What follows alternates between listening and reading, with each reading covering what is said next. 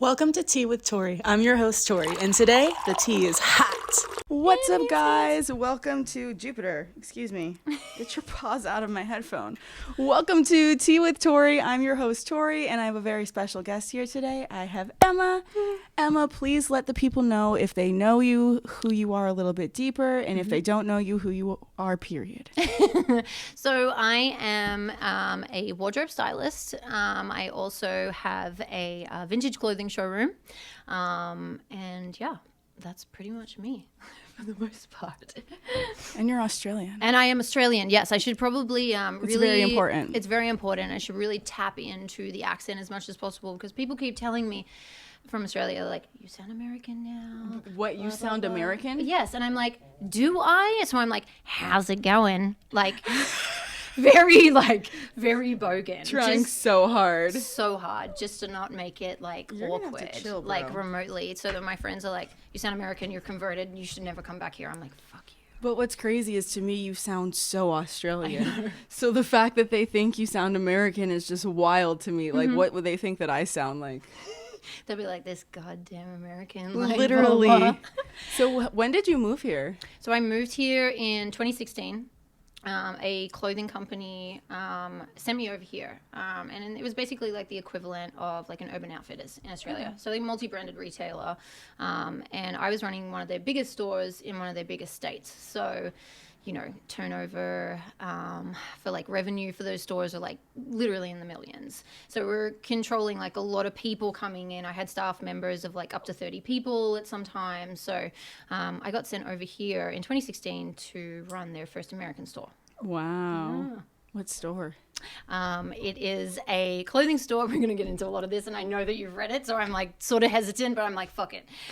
The store is called Subi, K-S-U-B-I, for all of you playing at home. Because the amount of times I would get people be like, Kasubi, I'm like, it's the K is silent. The K is silent. I'm like, come on, figure it out. But I worked there for about 3 years, no, less than that, like 2 years over here. But I worked for them for like 3 to 4 years back home. Wow. Yeah, baller bitch. So when did you transition from like working for a retail store to styling? I mean, honestly, the pandemic was like a real kickstart. My husband and I do styling together. Nick and I, and I'm sure you have photos that you can probably show everyone of Nick. He's like, it's like, this is my husband. He's this beautiful redheaded cowboy man. Literally. Yes. It's not a joke. Not a joke at all. He's like, literally the person that like really inspires me to get into styling in the first place, but also like really follow like my creative paths, because like there's a big difference between like managing and being a creative person. There's a lot of like analytics and operations that go into running a store. There's not as much of that when it comes to styling. It's more so like you have to work it out yourself. I stopped working at the store in 2019, just before the pandemic. A month I think before the pandemic. And then I'm losing my chain of thought. You're gonna hit this. How you got into styling? Oh, how are we going to styling? So basically, before the pandemic, Nick and I were actually working with this artist who lives in the area. No way. Yeah, his name is Young Pinch. We are going to be like Like, oh my God, I've never heard of him. But everyone's young or little or something. Young or little, yeah. And he was the youngest of the youngest. We styled him for his Rolling Loud performance back in 2018. Yeah, 2018. So Nick and I had sort of like started styling a little bit together while I was still at the store. Freelance on the side. Little side hustle. Well, don't quit your day job moment. Literally, like, take your time. Don't do it until you should. Literally got started with him, and then it was sort of just like a snowball effect, where just like things started like coming left, right, and center for us. What was your moment where you were like, I can quit my day job? The pandemic. Oh, it forced you. Yeah, it sort of forced me to. You were forced into it. You were forced to take the leap into being self-run. Because the store that I was at, there was a lot of like drama around me leaving, and there was a lot of like toxic environment, to say the least. And I think that it forced me out of the company prior to the pandemic. So I only had like a month at the new job that I'd started, and then the pandemic was like, let's shut this shit down. Yeah. And so during the pandemic, Nick was like, let's really focus on like what we're doing and like our business and like the multifaceted side of like what we should be doing versus crying about the fact that you're not working at the job you're working at anymore. Like, it's like you need to start moving forward. Do something motivational. Mm-hmm. Yeah. So you technically have two businesses. You have the vintage clothing store, and then you have styling people. How would you say you balance the two? I feel like they do go hand in hand because you style from your vintage stuff, but like I feel like they still are two separate businesses entirely that they could stand on their own individually. Definitely. And I think that it definitely, like you said, we use the showroom for a lot of things. It really is our saving grace.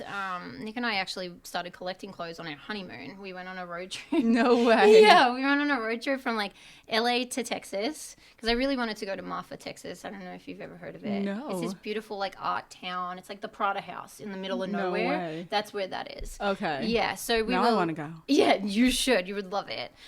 So we went there for a honeymoon and we started collecting things. So from there, we sort of like established that we wanted to do something with the vintage clothing. And I had known about vintage being like such a huge industry because Australians fucking love vintage. Like, it's going out of fashion. They're like Harley Davidson t-shirts and rip shorts. Dude, I just went to a showroom in it's just right off Sunset in like the heart of Hollywood, and they had like a bunch of vintage Harley Davidson stuff, and you would have thought that like they told me that there was like Tiffany's jewelry in there. I was like, oh my god. Oh my god, and you're giving this to me? No way. Thank you so much. Like, Literally. I will put it on my body right now. 100%, because it's like it holds such a value now. And I think that there's such like a push within the world within like sustainability and climate change, and it's like buying fast fashion these days, it's just not going to cut it anymore, because it's like not only are people going to, I guess, like somewhat like shame you into doing it, it's just the way that I think that it's really going to progress, because there's so many like luxury designers now as well, and luxury design houses that are doing like a circular model where it's like basically you will be able to buy like secondhand pieces from them.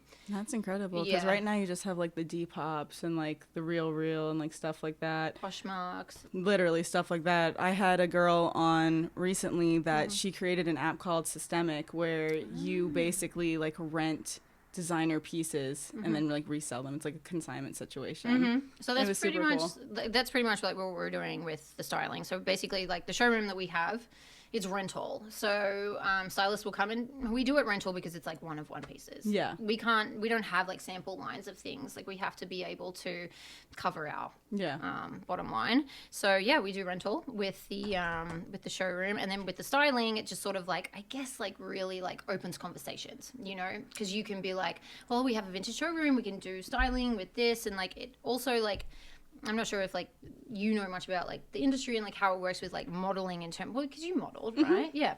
So like doing test shoots and things like that, I would not be able to go to a showroom and go, hey, like I'm shooting this amazing model, like we have absolutely no budget, no money, no nothing. They're like, no. They'd be like, no, we don't loan for test shoots. And I'm like, that's totally fine. So we ultimately created our own showroom through those problems. What is your favorite piece that you've collected over the years? Oh my God, Tori, that's such a hard question. The one that, like, if your house was burning down and you could only grab one thing, oh God, everything else is gone, what would it be? I mean, other than my husband, I would hope that he could really run for himself. I was banking on him being able to. Yeah, just like out of there real quick. Other than him, we have like some designer stuff, but it's like a lot of the stuff that we have is very like statement piece. So it's like things that you wouldn't usually like be like, oh, okay, like that's a, you know, Louis Vuitton jacket from the 30s or something like that. It's like, no, like the pieces that I love are like a little bit rough around the edges. We have this long, like floor length coat. It has like big, like black curly hair, like all over it. Oh my God, it's beautiful.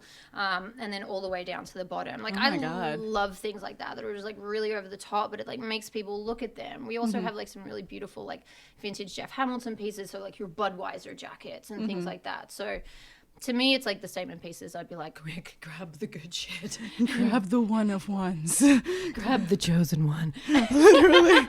Grab the one that you know we will never, ever find again or ever be able to recreate. Ever. Again. Literally. And I think that has to like come back, and I'm like, well, the people out there that are like, oh my God, you're an evil person. But I'm like, in California especially, like, fur will be no longer after 2030. Oh, no way. So you'll not be able to sell a fur jacket in California by 2030. So You're collecting all of them, aren't you? Across the whole city. And the world. I'm like trying to find them Give me all of them.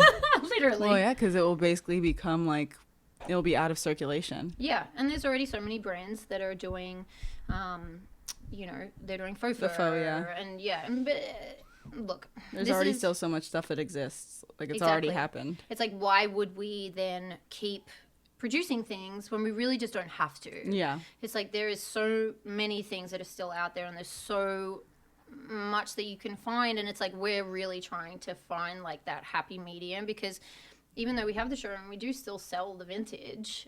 We went to a festival back in August, and we really sold like a lot of it. We worked with a really good friend of ours, a good couple of friends of ours, which was actually like Young Pinch's brand called Troubled Humans, with a few of his friends, Braulio, Tyler, and Josh.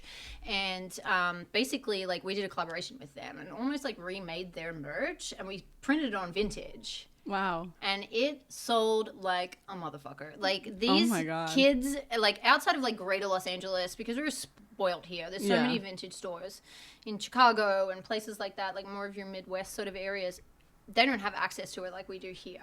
So these kids were like, fuck yes, let's buy all these t-shirts, like everything. Literally. Like, Nick was like putting things up there for like $150 for like an Up in Smoke tour, like original like t-shirt, and like these kids were like, I can't afford it, and he's like, that's the purpose. You're not supposed to be able to afford it easily. Yes, and we had to like make an executive decision like there and then, and this is like very much going into business. It's like you have to be willing to change the rules of what you set out for yourself in the times of like, okay, we need to switch something up here. Yeah. So from the get-go, we were like, okay, most of the t-shirts are gonna be $30 because these kids they're kids. You know? It's like they already got their parents for the tickets. Like, they can't pull up and be like, I need a $150 shirt, Mom. Literally. God damn it. God, Mom, don't you know anything about fashion? Oh, it's vintage, Mom. It's exclusive. You're trying to just fill the landfills with new shit. Yeah, Mom. Mom. Anything. Old Navy. God, idiot. So we like really killed it like from that point of view. So yeah, I mean, it's just like it's a whole learning experience with the vintage stuff. It really is. But I'm writing a business plan right now for our business, so it's like it gives you more of an insight into like what the industry does and like other people that are doing things. So it's currently like a $25 billion industry. Oh my God. And they said by 2030 it'll be a $77 billion industry. Well, that's intense as hell. That's absolutely insane. It's growing. It's getting there. It's growing quickly. Tequila break. This is the first one that I'm drinking for. I'm usually just high as shit. Well, cheers. Cheers. Love you. It's because you're Australian. Well, yes. You just make people drink. I do. I just literally force it out of them. I have to. You know, it's mandatory. You must engage in alcohol. In everything, actually. In all the things. All the paraphernalia you can think of. Australians are like, they're like a magnet. Those have been my craziest friends have been British and Australian. Crazy. Y'all are psychos. Well, we have no fear, you see. The government looks after us, so... So we're like, you die? Okay, we're Americans. Our government doesn't give a shit. There is a better world out there, I promise. You're lying because you're here. I know, and Nick's always like, well, you live here now. And Literally. I'm like, yes, I know, sweetheart, I live here now, and I love it here, but it's like, there's differences in every There's country. nostalgia. There's things. Of course. I know, 100%. So what would you say is both the easiest and hardest thing about working with your husband? The easiest part is that we just like naturally work very well together. I'll give you an example. We did a editorial the other day. It was the other weekend. We went into the editorial knowing that the photographer and the model were like, you know, they only had really planned to do like 2 fits or something. So when I say fits, it's like 2 outfits. Generally, when you submit for an editorial, so you submit something to a magazine. You have to have at least like 6 to 10 looks. So you have the expectation of like 2 to 3, and then you have these very gun-ho stylists that are like, I'm going to do 6. We're going to do 6. Yeah. And so we had 2 hours, flip through things. Yeah. So like 20 minutes per look.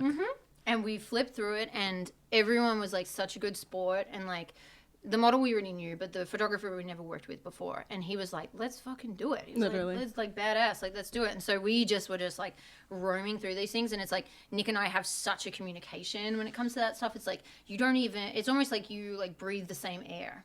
Unspoken. It's unspoken. And you just know exactly what to do at that time and where you need to be and things like that. So that's the best part, 100%.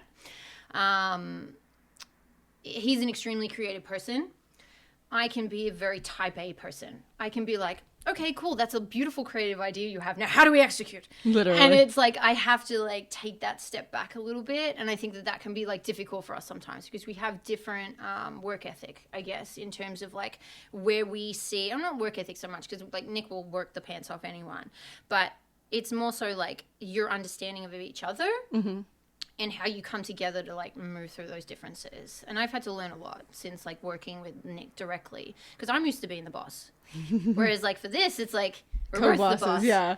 No one is like over anyone. Exactly. And he's always like, you speak to me like you're like your employee sometimes. And I'm like, I'm sorry. Like I literally do. And I like, don't. That's the way I'm programmed. Exactly. And I don't even mean to. I just like treat him like my herd. And I'm like, no, you have to take a step back and you have to let him like have like a leadership role as well. Literally. So yeah, balance, I guess, would be like the biggest thing that's like, yeah, it can be difficult, but you figure it out. You just like make it happen. Did you know from like the time you got into like working in retail that you were going to eventually be styling, or was it just like, was it something you naturally fell into, or was it like, I want to be a stylist when I grow up? No, 100%. I mean, honestly, like when I grew up, I wanted to be a CEO. I was like, that's literally what I wanted to be.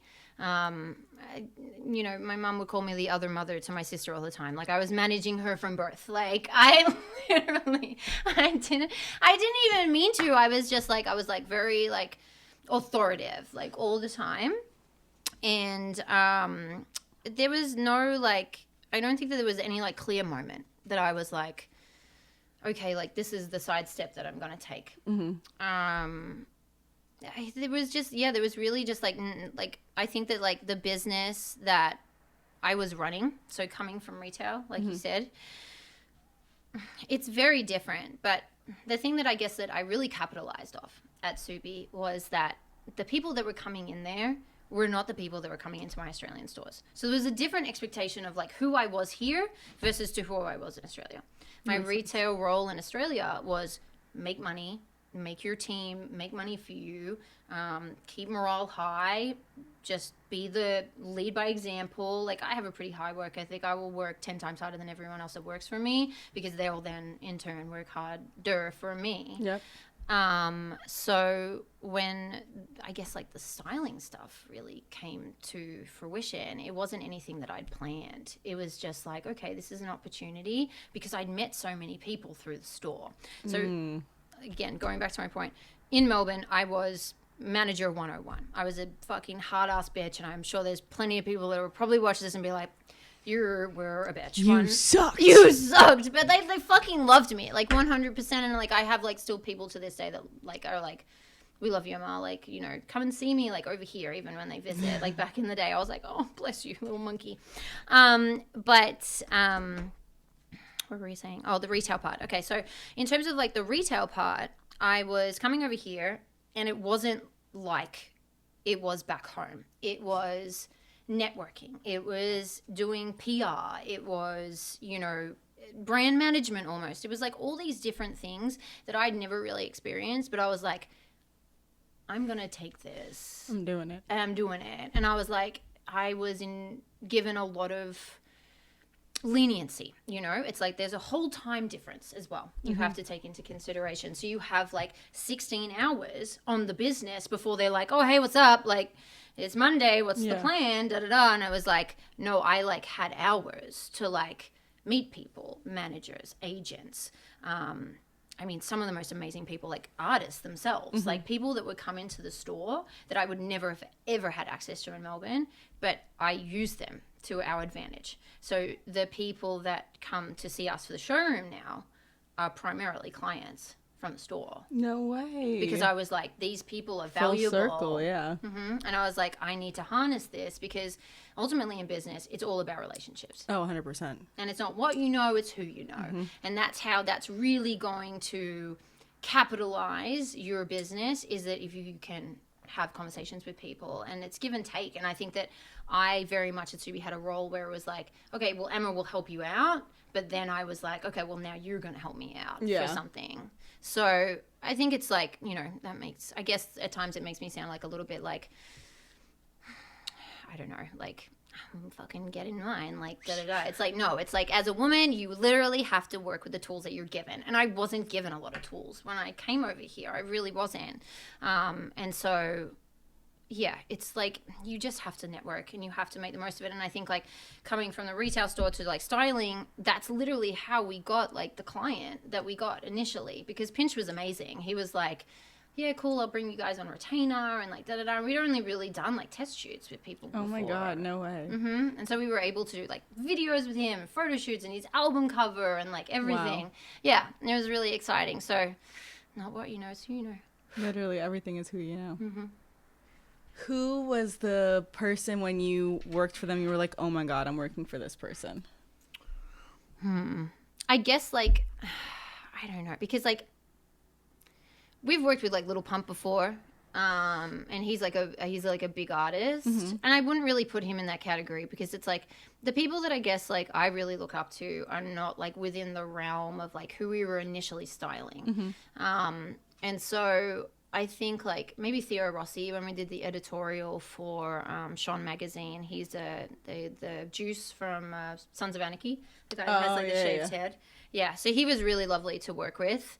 And I think like that's probably like where we're at right now. We worked with this amazing band for a few months, Cannons, and they had like that huge song Fire For You. So we got to actually style the whole video. Oh, wow. For that. Yeah, like them, the extras, the dances, like. Oh, shit. So like really the whole thing. The whole damn thing. And I'm talking like sweating in the valley at a roller rink, no air conditioning, Tori, in the middle of the pandemic, sweating profusely. The power went out at one point. Like, I was like, I look back to pictures of myself and I was like, wow, you really look like a drowned rat. You're like, you really were doing the thing. You were doing the damn thing. You really were out there doing the thing. But that's why I'm so thankful for Nick, because it's like, if we didn't have each other and I just had like an assistant, it wouldn't happen so fluidly. It happens easier when you're already in each other's heads all the time, because you have like the communication all the time. Did you meet him in America? Yes. He's never been to Australia. Oh my goodness. He's gonna be like, what is this? What if you go and you lose him there? Oh, girl, don't be silly. Look at me. Son of a bitch, I'm gorgeous. Where the fuck he's going? Exactly. 100%. How long have you guys been married? We have been married for 3 and 6 months. Wow. Yeah. Our relationship went pretty quickly. We were like, you know, we sort of went through the teething process together, because there was so much shit going on with that store that I was working at, and it became such like a toxic environment for me that it really, really, really, I struggled with it, with my like mental health. And so he sort of just said to me, he was like, look, you know, I love you so much. We know we love each other. You know, why? Let's just like do the damn thing, and then we'll figure out a relationship from there. And I was like, okay, like that should be fine, like no problem. And like I loved him so much and still love him. I'm talking like he died. He's alive. Really? I loved him so much. He was so amazing. He's still alive. When I see him later, I'm gonna tell him that. I'd be like, baby, you died on the podcast. On the podcast today. I'm just gonna, if anyone asks you if you're dead, just let them know you're not. Okay. Could you imagine being like, Emma, what the fuck? God damn it. He's like, I don't know how that's gonna work, but. So we just like, I mean, Yeah, he's like my knight in shining armor, basically. Yeah, I'm very lucky. I'm very You're lucky. like, I like it. I like it. I like it a lot. So, was your family supportive from the jump with you wanting to do everything? From the jump. Everything. Yeah. I mean, like, I have a story for you. So, like 2016, right? It's like 2022 now. When I first came over here, I got the opportunity to come over here. My boyfriend at the time, Clearly not her husband. clearly not my husband anymore. Boyfriend at the time, he's not. Yeah. So my husband at all. So I said to him, I was like, look, there's this amazing opportunity in America. I really want to do it because I was like, firstly, opportunities do not come around like this in Australia, let alone for a woman. Period. It's very true. The way that Australia is set up, it can be a little bit more on like the... More sexist than even America? Oh, that's right. Oh, hot diggity damn. Yeah, exactly. They're everywhere. It's like sand. The Get used to government it. protects you, but if you're a woman, you'll have less rights. Welcome to our TED Talk. Seriously. We just can't win, bro. Oh my God. Seriously. But we're trying. That's why we're trying. here. What were we saying, Tor? Oh my God. Oh my God.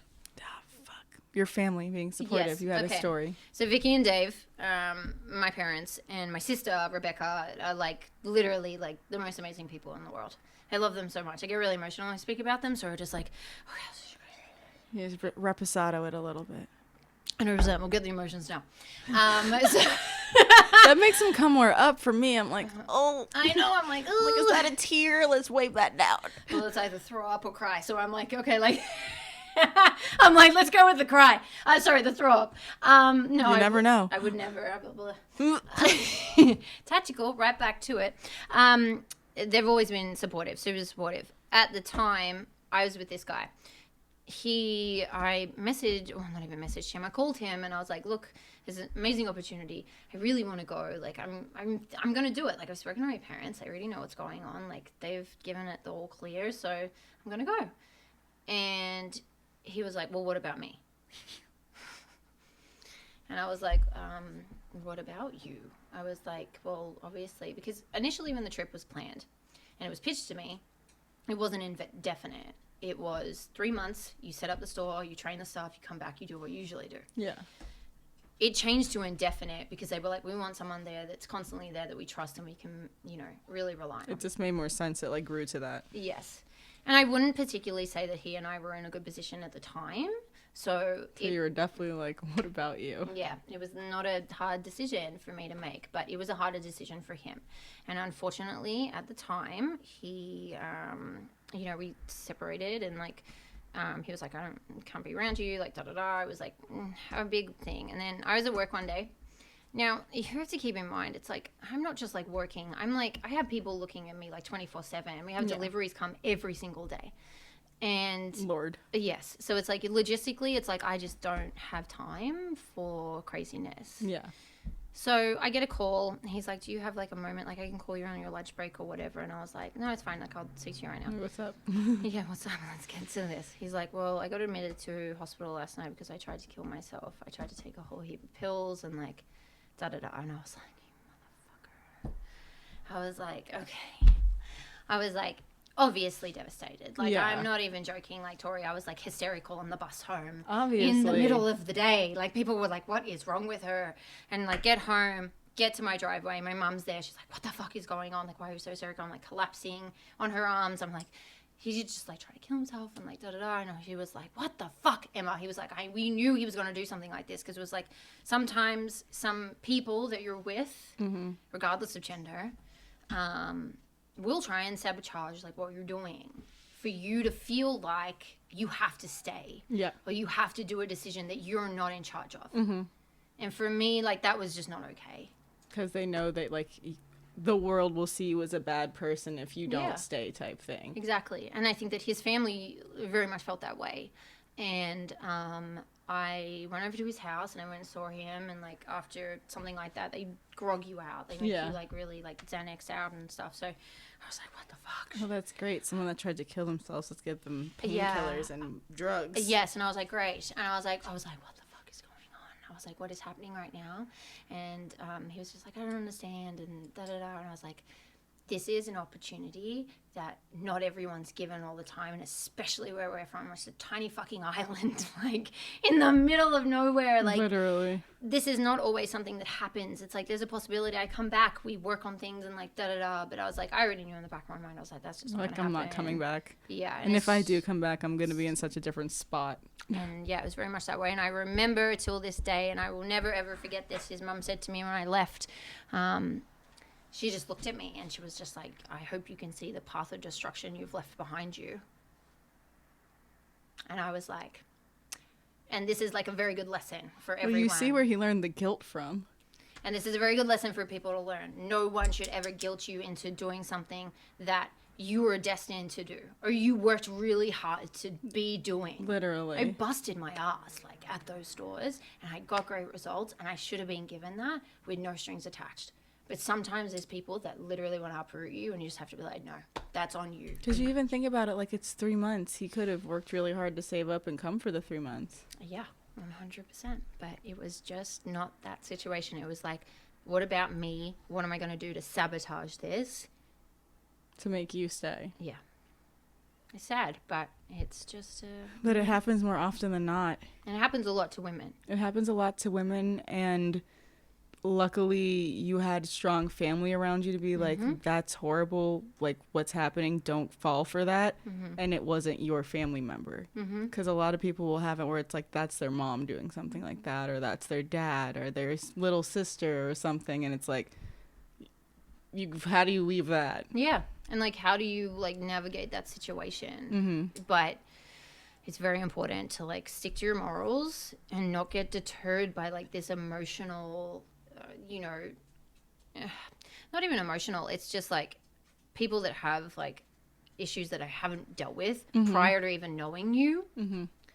And then, doing something like that. It's like, that's not you. And you need to be able to distance yourself from that. And that's where my parents come into situations like this, because they're very good at being like, this is not you. This was not about you. This was about him and what he had going on. It doesn't have anything to do with you going to America. You need to still do this. You can't let things like this derail your career. What's crazy is I had a similar situation happen to me with an ex, where I said that I was leaving, and he called me and texted me that he was calling me over and over again, so I wasn't answering the calls, and then texted me that he was going to try to kill himself. Jesus. So I called 911, of course. Of course, as you would. As any normal person would. If someone was like, I'm going to kill myself, you're like, cool, I'm sending an ambulance. Literally. And they got there, and this man was bullshitting. Oh, my God. Like, why? Why? You know what I mean? Like, why? Like, why do you need to do that to someone? I was like, whoa. It's like emotional abuse, I think, is like one of those things where it's like it's not really tapped into enough. No. Because emotional abuse can be like anything from like something major, like something like that, to something really minor where it's like a passing comment. Like a comment like, oh, you're the heavier one of like your friend group. Oh my God, he said that to you? No, I was saying like it goes from like that all the way to like gaslighting and like threatening to commit suicide and stuff. And that was my first experience in like someone really emotionally manipulating me. And I grew up in like a very healthy household, like, so I really had no idea like what that was. My guard for that was so down. I'm like, oh, like if you need help, like I'm here. I never knew that people like use their need for help as a way to get you to like stay with them. Absolutely. And I think like some people are so desperate for like what you have. It's like if you have great energy and you have a great life, and it's like you have a great family life, it's like you and I are very lucky. Our parents have been together for a very long time. Not like our parents, like they're together, like both groups. Both separately together for a long time. Yes. That you don't know any other way of life. Exactly. You just know stability. Whereas there's people that you will meet and you will date and you'll be with that don't. And they don't know what it's like to have two parent figures in their household. And unfortunately, they don't know how to deal with it and deal with you as a person and like who you are as a whole person compared to like what they can be.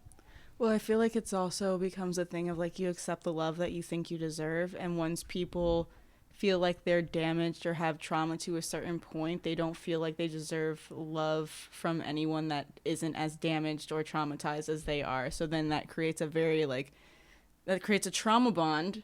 And then you're just in this cycle of like over and over again attaching to these people with the same trauma as you, and no one's healing, no one's growing. You're just literally hurting yourself over and over and over again. And that's why it's like always heal your trauma before you get into a relationship with anyone. Like the relationship with yourself is the most important relationship over anything. 100%. And I think like I didn't really learn that. And I don't think like Australians really get to learn that. Like, y'all aren't on the self-love train no, yet. we're not really on that. But you have to keep in mind, Australia's always 10 years in the past. Always. Oh my God, no way. Oh, it's like a running joke, always. They're that like, would be so fun though. Yeah. It's 2012 there right now. That would be incredible. Yeah. Kanye West is like the thing. Lady Gaga just came out. Girl, I saw her in Melbourne when I was 19. I paid $15. Yeah, she played at this place called Rats in Melbourne. It was like a 4-story nightclub. I'm not joking. Disco stick. There was like 30 people in the room, Tori. I was by far like one of the best people I've ever seen live still That's to this day. insane. And then I saw her at Coachella like a few years ago and I was like, damn, this is different. Damn, Gaga. Bro, she went from like wearing a meat suit to singing like fucking opera Yeah, no. I mean, she's like, to now House of Gucci. fuck yeah, out the Gucci. Bro. She got Insane. snubbed, bro, for the fucking... I know. She's such a good actress.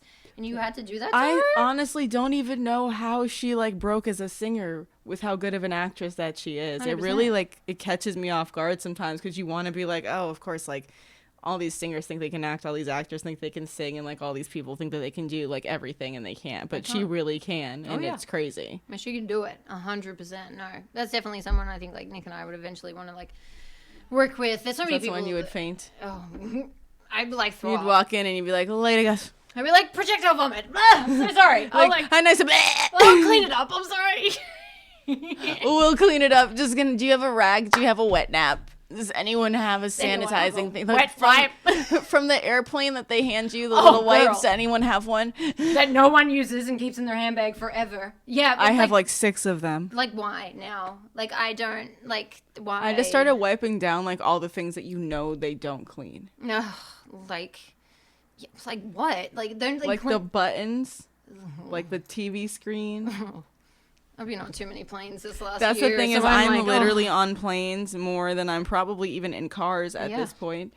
I'm always going somewhere or coming back from somewhere or needing to do something somewhere or go see my boyfriend somewhere. Does he live here or does he live in He lives Florida? everywhere. Oh, okay. Technically right now. He's a nomad. He basically is Yeah. because he's in training camp most of the year. So whenever he's not in training camp, he's here. Does he do training camp with Jake? Or- Yeah, Okay. in right. Puerto Rico. I didn't know if he was doing training camp for like other like teams. Right now and, it's like- just Jake. There has been discussion of maybe that in the future type thing, but right now that is definitely the focus, especially being in Puerto Rico. Like they are so locked in out there. He does not have time to train anyone else. Oh, I could imagine. I could That, imagine it's a like- full-time like gig. Yeah. It's insane. Yeah, because It's it is. full- Is it like if you, like he puts like food plans together and like everything, or is it like? No, he does his strength and conditioning. Okay, nice. So like that's a whole topic within itself.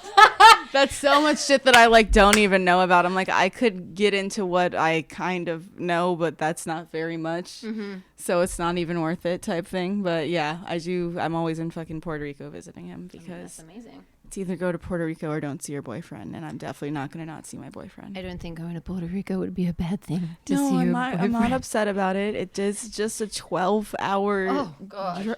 traveling day. Oh, So it's sorry. 24 hours fully to be there for like 4 days sometimes. Oh and you my just want to gosh. shoot yourself in the face. But what we do for love. Exactly. What we do for love. And if I did not love him, I would not do it. And that is how you know. 100%. 100%. If you're willing to travel 12 hours to see someone, round trip 24. I'm talking about like sometimes I went like 2 times in the month, 3 times. Tori, do you like sleep? What is sleep? What is like, you know, like when you go through daylight savings and you feel like everything's off? You're like, whoa, Feels like you've been on a bender and you only Literally. lost like one night's sleep. That's how I felt like literally from him moving to Puerto Rico until like this end of this training camp, which is like 2 training camps later. Damn. How long does he how long has he lived there? Like, what are the durations? They of the moved trip? there in June. Oh, like moved. Like fully moved. Oh shit. So basically, like, he lives in Puerto Rico, but when he's back for like whatever extended period, or literally whenever he's back in LA, he stays with me. Okay. Damn, I didn't realize that he was like, he's literally like, what would you even call it? He's fully in there. Yeah, he's fully Full in there. 24/7. Good for him. That's amazing. Literally. Yeah. That's how I met him, though. Everyone's like, how do you handle it? I'm like, that would be so weird of me to be like, hey, you know how I met you doing this? Stop. Yeah, exactly. Stop doing that. Because then that's not like, then that's no longer like a relationship. That's like you dictating Literally what happens. But also it's like, who am I to tell him what to do with his life at all? 100%. I mean, obviously, like, as your woman, you would I can be like, this would make me happier. This is what I would like. But at the end of the day, like, I met you doing this. Yeah. So I can't turn around and be like surprised by it or try to change it. It'd be one thing if like we were living together and together every day, and like he worked at a local gym, and then like he was like, oh my God, I got this opportunity to move to Puerto Rico and train Jake Paul. I'd be like, that's a discussion. That's a conversation. That's a conversation for sure. That is across the country. That is a 12-hour flight. For me, babe. Not for you all the time. Literally. So it's like you really have to think about like when you get into a relationship with someone, it's not just about you anymore. And as much as like you try to make things like it's not just about you to like them, like you have to realize where you're coming from in that moment also. Like, are you making it about you? Is that why you don't want it to be about them? Because like I'm in the situation where I can travel for my job. Like I can literally, this is traveling as well. This is a traveling podcast. Like this is all portable. I can go anywhere and make the same amount of money as if I was sitting in my room. Yeah. I'm very privileged like that. However, he cannot do that. So if your job requires you to be somewhere else, I luckily have a job that requires me to be nowhere. Yeah, 100%. So So it's that's like how you make it work. it's give and take, people. No, 100%. And I think like I had to like learn, I guess, like balance with Nick, just in relationships. Like I'd never been in it. Like obviously, clearly, I'd never been in a relationship before I met Nick, because the other one was like a fire dumpster, dumpster fire, other way around. Literally. So I really had to learn balance, and I had to learn like give and take, and like what, you know, you have to have discussions, and I'm really not good at communicating because I can be very independent. So I'm like, No, I'm the same way. you should read my mind. Why did you not know that? You didn't read my theta brainwaves. Did you not know get that? the memo that's like my God. in the You forefront of didn't my see mind? my eyes slightly shift to the side, to the left? You didn't understand that body twitch? You didn't get the like nervous twitching? No, they don't at all. And I did actually watch like a podcast where it was like, men need communication. You need to communicate with them. You need to Fully. tell them what's going on. And I didn't realize that until I met Nick. Like he's very much like, Emma, tell me what's going on. Like what's going on with you? Like what are your feelings? Like da da da. What is happening? Yes. And so I had to like really. I don't even know. I was like, I don't even know. Literally last That's month. the worst. Around my period, I was like, just go into like shutdown mode, and like my brain just goes, I'm so sad for no reason. And then like as soon as it comes on, I'm like, hey baby, I love you. He's like, no, Emma, like We have to discuss this. No, You're like, we but were- the blood's gone. I don't want to talk about it. literally, he's like, no, you have to like talk about your shit when you're in the moment. Otherwise, that's when you start fights. It's true. I had to learn that. I've I'm still literally learning had that. to like pull back up, like, so baby, you know how like I was really mean the other day? Ah! Turns out I'm bleeding. Ah! And then he's like, God damn it, Tori, I fucking knew it. He's like, it's like every month with you, bro. It's like, yes, it's called having a uterus. Welcome. Dude, if you break it down for women, like you spend 1 week of the month PMS, you spend 1 week of the month having your period, and 1 week of the month ovulating. So that gives you 1 week to just be normal. Just be yourself. Just like have a moment in 1 your room. week. To like be a normal person where you're not like, I feel insane. Because like honestly, I You feel feel insane. I feel like I will like hover outside of my body, like above my head, like watching myself be crazy. Literally. Like I know I'm being absolutely irrationally insane, but I can't stop myself. I need to so my girlfriend, you would love this shit actually. It's like this called like black tonic or something. It's like a pill that you can take. It's like a capsule type thing. It's supposed to help like your moods over like that time period. And she said to me, she was like, I used to be a fucking bitch. And now I'm like a lot nicer during that time. So I was like, damn, maybe I need to take that shit. So I'll get the info. I'll send it to you. Yeah, because I want to stop being mean to my boyfriend. I know. I don't know. Maybe he deserves it in those moments. Well, they all If you do. know I'm PMS, don't fucking piss me off. Just bring me chocolate. Yeah. And give me hugs and sex. That's all you need. Exactly. It's like a bitch and hate. Literally. Like, if I'm upset, if weed, sex, or food doesn't cure it, I don't know what type of level of upset I'm at that point. Someone probably died or something. There's a serious problem. There's a serious problem. Houston, we have a problem. For Literally. real. Because I'm very easy to please. Oh, yeah. I don't even like to really go anywhere. No, I just you're like to hang easygoing. out with my dog and smoke blunts. Like, it's not that difficult. You're not a hard person to please at all. No. I'm like, I'm a cheap date. I don't even like to drink that much. I won't even fully drink one glass. And I'm like, oh my God, I'm a little tipsy. Take me home. I know. I'm like, Janice, we need a refill. No. She's like, the reposado. The reposado, babes. The reposado. Oh my God. I'm like, speaking of, I'm like, I'm gonna You're like, just get something. There you go. Tori, finished it. Oh, wait. We got the bottle. I'm like, I have more. It's round 2. I'm like, how did I finish it before you? Because you're drinking straight tequila. Yeah. Tequila. It will kill you. It will. I went through vodka and now I've gone through tequila. And now I'm only on like the wine. That's in general, people. That's not just tonight. She doesn't mean. No, I mean in general. Oh, in general. Yeah. It's horrible. Because But- I'd like take, it's like the middle space is gone for me. It's like either I like take a few shots and I'm like, oh, I'm feeling a little nauseous now. Yeah. Or like I same. have to rage. Girl. And like I don't really want to rage because that just means that I'm ignoring that I'm nauseous. Yes. 100%. I'm numbing that fact. I can't even begin to explain to you. I have a hangover. Forever. And then the worst, they just get worse and worse. Oh, the older you get, babe. Wait till you're, what are you, 27? Mm-hmm. 32. I swear to God, the day that my body was like, today you're 30 and you will die of a hangover. Like 100%. I was like, my friends will attest to this 100%. Always the person that threw up when they were drinking. Like, I'm talking like tactical vomit, like at the nightclub. Like, bleh, get it out, go back to drinking. So you a boot and rally. Oh, boot and rally. Is that what you call it here? You call it tactical spew in Australia. Oh my God, no way. What's funny is the person that taught me boot and rally was an Australian chick. Why are we like this? Why are we like this? And I was like, what do you do? And she's like, yeah, I just like throw up and then like I come back and we just like rage more. I'm like, if I throw up, the night's over. Yes. Take me home. Put me in a car. Get me out of here. I wanna I'm go crying. home. Yes. Like, it's bad. 100%. But in Australia, it is like you rally till you fucking die. Oh, yeah, 100%. There's no such thing. Like, your girlfriends will tell you you're a weak piece of shit if you go home right now. 100%. Yeah. You're like, okay. I know. So I literally would be like so sick, like when I was younger. And then, like, you know, when you're 19, you're like, okay, do a cheeky spew, get it out of your system. The next morning, you go to work. You're like, okay, cool, I can survive. When you're 30... No, that's not happening. No.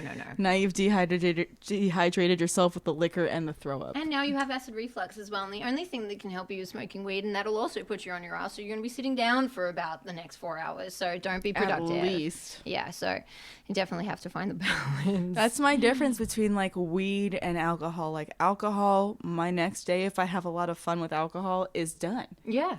It is. If I could literally smoke myself silly and then I wake up the next day and it's completely normal. It's fine, yeah. Nothing weed, happens. I mean, weed is a miracle drug. It really is. I don't understand why there's all these like rules and regulations. I mean, Australia is Well, because they lost something like $3 billion in the pharmaceutical industry because since like weed's been legalized. Fuck. Because like if you think about it, if I think about it, like technically Advil, Tylenol, like none of that shit. I don't do any of it. I smoke weed if I have a headache. Like I smoke weed if I'm nauseous. I smoke weed for my menstrual cramps. Like Midol's not a thing for me anymore. So it's like I understand how they're losing out because they've already lost like a substantial probably amount of money with me just as an individual person. Yeah, like, and consumer. I wasn't someone that even takes like pharmaceutical drugs like that. Like, my mom's like, oh, you got period cramps? Like, get it together. Oh, my mom was the same, dude. You know what Get she it said together. to me? She goes, it's preparing you for childbirth. I go, Literally. I'm not about to have a baby at 16, Mum. Like, what I'm are you good. talking about? I was like, You're like, this is wait, hold on. So insane. you want me to be prepared for childbirth, but you don't want me to have sex? I'm confused. Yes, where are we going Where are with we this? going with this? This is not calculating. I need clarity. I need clarity. So you want me to be prepared Yes. without doing the thing that I need to be prepared for? Yeah, it's like, what? Yeah. That doesn't make sense to me. Someone get me some Midol. Literally, girl. And we don't even have Midol in Australia because that shit slaps. Yeah, we don't have it. What the hell? I mean, there's all kinds of, like, okay. Let's y'all just have Tim Tams in a dream? Like, what the fuck? I'm going to start using that. Have Tim Tams in a dream. Literally, I just came to America with Tim Tams in a dream. In both hands. Just In whipping both it around hands. my hand the whole time. The whole time. And a little Vegemite. A little Vegemite. Oh my god. You got to keep your sodium levels up so you don't get too dehydrated. The vitamin B, baby. Oof. Oh. Kangaroo in the backpack. Fucking hell. Yeah. Everyone still says to me, they're like, "Did you ride a kangaroo to school?" I'm like, "God, you dumb motherfucker." I'm like, "No, I don't ride a fucking kangaroo." Yes, Tori, that face is the exact face that I make every time someone says that to me. "You ride kangaroos to school?" No. Y'all know, like, kangaroos are very violent and aggressive. Like, I watched a video of a dude have to punch a kangaroo dead in the face because the kangaroo was trying to steal its dog. Mm-hmm. Like, this man squared up at the kangaroo like a human and decked him in the face, and the kangaroo was like, okay. And just like bounced back. Yeah, literally was like, all right, man. And then he hit him again, and then the kangaroo hopped off. But I was like, I shouldn't have to, like, deck an animal. Mm-hmm. The animal should not be face to face with me with his hands up like a human. That's not an animal anymore. It's called a boxing kangaroo for a reason. And then, thank God he didn't jump up and kick him with his feet, because I've heard they do that too, and they can, like, yeah. Mm-hmm. I mean, look, I have not had any experience with kangaroos personally. They live around where my parents live, because my parents live in a very rural area. But it's like every animal. Don't go fuck with near it. it. Yeah, don't fuck with it. It won't fuck with you. It's like any animal. Like, literally, even your Animals dog only that you're know- annoying or something. Animals know predator and prey, and those are the only two categories you can fall in. One of them you're getting eaten, one of them you're getting killed. So it's like, if you're just doing, stay away. If you're doing the wrong thing, they're gonna know about it 100% before you're like, oh, okay, I'm gonna have to fight this fucking kangaroo today. Dude, I feel like kangaroos, koalas, and hippopotamuses are like the three animals that you're like, oh my god, they're so cute. Like, What has a koala ever done? koalas, the only reason that they're not evil is because they're eating eucalyptus all day, which drugs They're them. drugs, yeah. Literally. So if you They're have drunk all the time. Dude, they're drunk all the time, and if they're ever not drunk, they're like vicious, and they have those like talons and shit. I mean, And then hippopotamuses can, like, well, they'll crush you. bro. Yeah, Nick was watching videos the other day of them eating watermelons, and I was like, It's horrifying. that's someone's skull. Dude. Yeah. Imagine being in the woods and their fucking perimeter for their space is so far out from where they are. Like, you wouldn't even know because you wouldn't hear it, and you're just in the space and you just feel the ground shaking, and you're not in LA, so it's not an earthquake. It's a fucking hippopotamus running at you, and you're like, oh my god, you somehow manage to get to a body of water, and you jump into the water. You're like, damn, like, okay, like, I got away. This motherfucker can swim just as fast as he can run. You cannot escape him at all. Land, sea, he's got you. That is horrifying. I feel bad for the koalas though, because you're giving them a bad rap for sure, because they're pretty tame, bro. Because they're drunk. Or have chlamydia. What? Yeah, you know that they have like a rampant chlamydia situation. I'm sorry. Did you not know that? How do you know Do that I they're look like drunk? someone that knows You that? knew that they were So they're drunk. just drunk and fucking and spreading chlamydia. They're basically the fuckboy of Australia. They're the ultimate fuckboy of So Australia. I'm giving them a bad rap, but the information you just put in is way worse.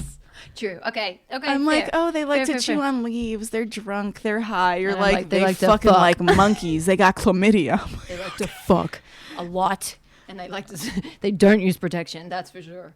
Could you imagine tiny little koala, like, tiny condoms? little, like, animal condoms. Like, wait, babe, I'm pretty drunk right now. I could just, like, literally, put this condom on really quick. They wouldn't even use them if they could because they're drunk. And that's, like, the universal thing for, like, oh, my God, like, the condom didn't work. The like, condom no, didn't you didn't put work. it on, Carol, because you were drunk. Yeah, fucking dickhead. Oh, my Lord. I feel like we could go on for fucking years about the difference between, like, Australia and America. Forever, honestly. That's why I'm like, you can't, like, not put in there that you're Australian. I know. Like... And I don't know. Like, I don't know what, it's just, like, I feel like it's, like, I'm, like, me. So it's, like, I don't even, like, associate anymore. Like, I feel like I'm so, like, I've lived here for so long now. Mm-hmm. I'm past the time of being, like, yes, I'm from Australia. Yes, I'm not here for acting or modeling. Yes, like, I am a working professional that's trying to make something of themselves. Yes, I am a citizen. Yeah, literally. Well, not yet. That takes a long time. Working on it, you know. Working on it, yeah. Technicalities. I got my green card, but citizenship takes like 10 years or something like that. No way. Mm-hmm. And they ask you a bunch of questions that Americans don't even know. I know. And how am I supposed Bro, to know them? I would love to do a fucking a video where we both fill it out and see who gets the most answers right. I don't know. It might be me, actually. I don't know. I didn't have to. History was not my best subject. I mean, history is not a subject I think that they teach you. Period, is it? They're like, what do they ask you? What? Did they even, like, exist? In No. Texas, especially. Black people just won't exist anymore. They did not exist. There were no slaves. Biggest slave port ever, but, like, whatever. Like, of course. Like, we don't need to teach that to children. Because apparently the only way that people are racist is because they learn about slavery. Oh, my God. I hate the world. If no one learned about slavery, then there'd be no racism. Happened. Or, what? That doesn't even make sense. That doesn't even make sense. Like, I mean, look, we can make this real political real quick, but it's like... I could take a turn so quick. Yeah, we could. A lot of people would probably get mad, literally. A lot of people get mad. A lot of people will get really happy, but, like, I'm not trying to upset anyone. No. I'm just trying to give y'all the tips to being successful, and that has nothing to do with... Politics. Fortunately. I mean, it does if you get into, like, taxes and all that shit, but we're not going there today. Christ, no, please, God. Please, God, no. Don't call my accountant. We're not going there today. No. Tori, please don't. I'm already thinking about taxes. No, I don't want to think about it. I'm freaking out. But, okay, so what is a tip that you would give someone that is thinking about moving to a new country? You have to be resilient, like, from the get-go. Like, if you know within yourself, you're like, okay, I'm a little bit emotional. I'm a little bit, like, you know, I'm unsure of myself. You have to be resilient from the get-go. And because I've gone through a lot of shit, and I never thought that I would be the sort of person to, like, call my parents crying and being like, this is the situation. How the fuck do I get out of it? Yeah. Or I'm being treated badly by this company. How do I work my way through it? Yeah, it's like you have to be a resilient person, I think. And obviously, like, you can find resources and things like that. It's like, but at the core of who you are, if you are, you know, have a tendency of being like, I'm good, tap out, this is too much for me, it's not going to work for you. I've been here 6 years. It feels like I've been here 6 months. Literally. That's how I feel moving. People are like, how long have you lived in LA? I'm like, 4 years? Yeah. And it's like, I don't even think of you as, like, Californian. I think of you as a New Yorker. And I literally feel like I moved here yesterday, but also like I moved here like 20 years ago. It's crazy. Yeah. It's like, crazy. Time goes quickly here. So quickly. Because the seasons don't change. It's the same every day. So before you know it, you're like 4 years down the line. Mm-hmm. You got to really, like, keep your shit together. Absolutely. But, like, I mean, like, even for, like, your personal, like, development as well, it's like you're chasing your dream constantly. Mm-hmm. And if you're really focused on it, like, I feel like I definitely personally, and you have for sure, but if you're focused on it, the time goes quickly because you are occupied. Yes. And you're constantly working towards, like, what you want to do. That's something that I had to learn recently. It's like, do one thing really well first. Mm-hmm. Do that first. And Nick taught me that. He was like, you know, let's focus on this first and then branch out. Yeah. I had to learn that. Yeah. Because you have to do something properly. Because then that's where your, you know, that's where people like see, that's how they see you. It's either you completed something and you have it established and you have it up and running and it's doing really well, Or you didn't. And you said you were going to, but you didn't. So where's the happy medium? 100%. Yeah, time goes quickly in LA, baby. La la land. Blink of an eye. But let the people know where to find you online if they want to hear some more from you, or if they want to see your lovely line or get styled by you. I know. Welcome. You can find me on Instagram at oh my god, my handle is so fucking annoying. I've literally only had this handle since like I got Instagram, literally, and I've never changed it because I was like, it's gold. Who would want to take this? But it's EEEROBBB for Instagram, and then just at apartment 403, and then for the website, it's just www.apartment403.com. Amazing. And I'm Tori212 Green on all platforms. Tea with Tori podcast on Instagram. And if you are listening, please rate 5 stars and download it. If you are watching, like, comment, and subscribe. I will see you guys next Wednesday. Thank you so much, Emma. Thank you, Tori. We are out.